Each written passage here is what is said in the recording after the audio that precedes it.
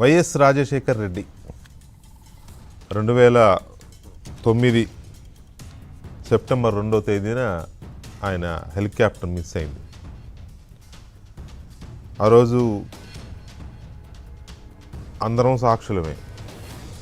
ఆ మొత్తం ఆ 24 గంటల 48 గంటల ఆ ఎపిసోడ్కి అందరం సాక్షులమే. కాంగ్రెస్ పార్టీలో ఉన్న ఆనాటి నాయకులు, మంత్రులు, సీనియర్ నేతలు, ఆయన అభిమానులు, మీడియాగా ఉన్న మేము, మాకంటే సీనియర్లు, మాకంటే జూనియర్లు అందరం సాక్షులమే. ఆ రోజు ఏం జరిగింది అనేది, ఎవరున్నారు, ఎవరు లేరు, ఎవరు అందుబాటులో ఉన్నారు, ఎవరు అందుబాటులో లేరు, ఎవరెవరు ఎలాంటి ప్రయత్నాలు చేశారు, తెర ముందు ఏం జరిగింది, తెర వెనక ఏం జరిగింది, అన్నీ అందరికీ తెలుసు. అయితే ఇప్పుడు ఈ ప్రస్తావన ఎందుకు వచ్చిందంటే, యాక్చువల్గా మన టాపిక్ ఇవాళ మావిగన్, జగన్మోహన్ రెడ్డి గారి మావిగన్. దాంట్లోకి వెళ్ళే ముందు అనుకోకుండా ఈవినింగ్ ఒక డెవలప్మెంట్ ఏంటంటే, ఆంధ్రప్రదేశ్ వ్యవసాయ శాఖ మంత్రి అచ్చెన్నాయుడు గారు ప్రెస్ మీట్ పెట్టారు. జగన్మోహన్ రెడ్డి డ్రామాలు, తర్వాత డైవర్షన్ పాలిటిక్స్, అలాగే ఏబిఎన్ ఆంధ్రజ్యోతుల మీద పత్రిక మీద, టీవీ మీద, అలాగే మా ఎండి రాధాకృష్ణ గారి మీద చేస్తున్న అమానుషమైన దాడి, వీటన్నిటి గురించి ఆయన చాలా మాట్లాడారు. మాట్లాడుతూ ఈ ప్రస్తావన కూడా చేశారు. జగన్మోహన్ రెడ్డి క్యారెక్టర్ ఏంటి, ఎలాంటోడు అనేది చెబుతూ, తండ్రి చనిపోయినప్పుడు నువ్వు రాష్ట్రంలోనే లేవు, ఎక్కడో ఉన్నావు, నువ్వు ఎక్కడో ఉండి వచ్చి నువ్వు శవం కూడా దొరకముందే నువ్వు సంతకాల సేకరణ చేసావు ముఖ్యమంత్రి పదవి కోసం అని చెప్పి ఆయన చేశాడు. అయితే ఇది మేము అప్పుడు మాకు తెలియదు, కానీ ఆ తర్వాత కాలంలో బొత్స గారు మాట్లాడుతుంటే మేము విని బొత్స గారు చాలా దగ్గర మనిషి కదా రాజశేఖర రెడ్డి గారికి, అందువల్ల అట్లా మాకు తెలిసిందని ఆయన అచ్చెన్నాయుడు గారు చెప్పారు. అయితే ఆ తర్వాత బొత్స సత్యనారాయణ గారు ఆయన ప్రెస్ మీట్ పెట్టి ఇది తెలియగానే ఆయనకి రాజశేఖర రెడ్డి గుర్తొచ్చారు నాకని ఆయన వెక్కి ఏడ్చారు. ఏడుస్తూ, అచ్చెన్నాయుడు నేను నీకు చెప్పానా జగన్మోహన్ రెడ్డి ఆ రోజు లేడని, ఊళ్ళో లేడని, అదని ఇదని ఆ ఆరోపణలు ఖండిస్తూ ఆయన వెక్కి ఏడ్చాడు. ఇక్కడ పాయింట్ ఏంటంటే, డెఫినెట్గా రాజశేఖర రెడ్డి గారి మరణం స్టిల్ అ మిస్టరీ, సందేహమే లేదు. ఆ మిస్టరీలో ఎవరు హస్తం ఉంది, ఏంటి, పాపం ఏంటి, పుణ్యం ఏంటి, దేవుడికి తెలుసు, ప్రభువుకు తెలుసు, అల్లాకి తెలుసు. ఇంతకు మించి ఇంకెవడికి తెలియదు. పంచభూతాలకు తెలుసు, ఎందుకంటే కలిసిపోయింది పంచభూతాల్లో కాబట్టి, ఆ పంచభూతాల సాక్షిగా కలిసిపోయాడు కాబట్టి పంచభూతాలకే తెలుసు ఆయన. అయితే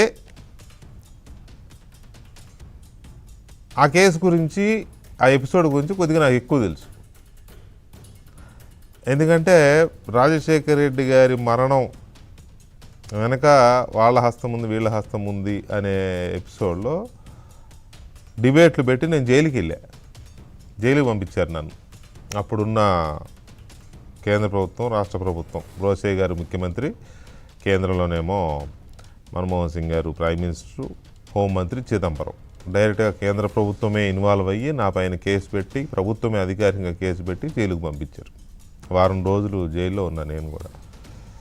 సరే, తర్వాత విషయాలు చాలా తెలిసాయిలేండి.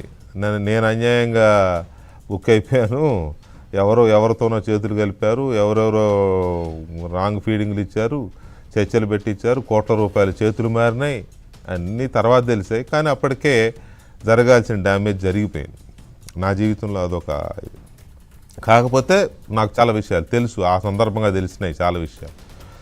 అయితే ఇక్కడ పాయింట్ ఏంటంటే, ఎందుకు అంతగా బొత్స సత్యనారాయణ గారు వెక్కి ఏడ్చారు?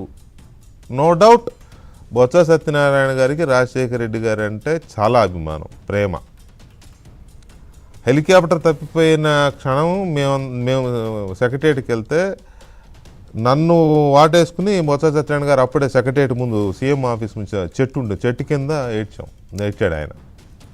అంతా బాగా తెలుసు, నో డౌట్. ఇప్పుడు కూడా గుర్తొస్తే ఎవరికైనా బాధ అనిపిస్తుంది. ఎందుకు ఆ రోజు రాజశేఖర రెడ్డి గారు చనిపోయారనే వార్త నేను లైవ్లో ఉన్నప్పుడే ఫస్ట్ బ్రేక్ అయింది. అది చదువుతున్నప్పుడు నేను కూడా ఏడ్చాను. ఆయనతో ఉన్న సాన్నిహిత్యం అలాంటిది. అది గుర్తొచ్చి ఏడిస్తే బొత్స గారు మనం నో డౌట్ ఆయనకు అభిమానం ఉంది. కానీ జగన్మోహన్ రెడ్డిని ఏదో అన్నారని, జగన్మోహన్ రెడ్డిని సంతకాల సేకరణ అన్నారని, లేకపోతే ఇంకోటి అన్నారని ఒకవేళ బొత్స గారు బాధపడిపోయి ఏడిస్తే ఐ వోంట్ యాక్సెప్ట్. నేను అభినందించలేను, నేను ఆయనకి నా సింపతిని తెలియచేయలేను. ఎందుకంటే అందరం సాక్షులమే, జరిగినవి ఏంటో మనకు అందరికీ తెలుసు. వాళ్ళ ఇంట్లో తెలుసు, వాళ్ళ ఇంట్లో లేని వాళ్ళకి తెలుసు, బయట వాళ్ళకి తెలుసు, మీకు తెలుసు, మాకు తెలుసు. అసెంబ్లీలోనే జగన్మోహన్ రెడ్డిని ఉరిదీయాలన్న నాయకులకు తెలుసు, వాళ్ళు ఇప్పుడు జగన్మోహన్ రెడ్డి దగ్గరే ఉన్నారు. సత్యబాబు గారు కూడా ఇష్టం వచ్చినట్టుగానే ఆ రోజున విజయలక్ష్మి గారిని అసెంబ్లీలో గట్టిగా విమర్శించారు.